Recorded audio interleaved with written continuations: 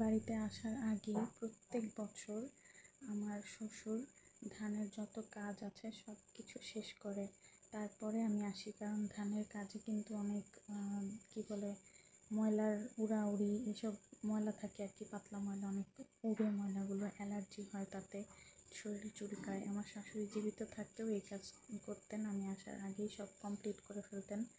তো এই বছর আমি পেয়েছি তাই একটু ভিডিও করলাম। আর এই বছর আমি এগুলো দেখে দেখে অনেক কিছুই শিখলাম যেগুলো আগে কখনো দেখিনি, যেমন এই ভিডিও, ধান মাড়াই করা, এগুলো বইয়ে পড়েছি কিন্তু কখনো বাস্তবে তো দেখিনি। তো এই বছর প্রথম দেখলাম, যখন যেটা দেখছি ভিডিও করে ফেলতেছি আপনাদের জন্য, আপনাদের সাথে শেয়ার করার জন্য।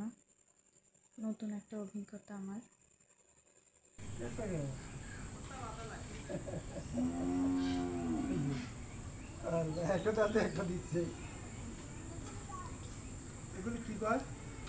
সিরিয়াল সিরিয়াল হ্যাঁ।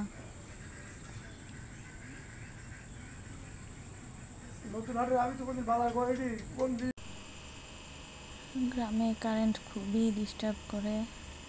কারেন্ট গেছে সম্ভবত 30-40 মিনিট হয়ে গেছে, এখনও কারেন্ট আসার কোনো নামই নাই এই গরমের মধ্যে।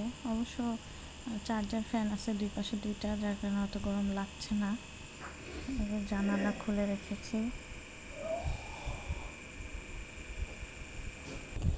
ওটা আবিয়ানের চার্জার ফ্যান আর এটা আমার চার্জার ফ্যান। চার্জার ফ্যানগুলোর কি বলে বাতাসগুলো খুবই ঠান্ডা।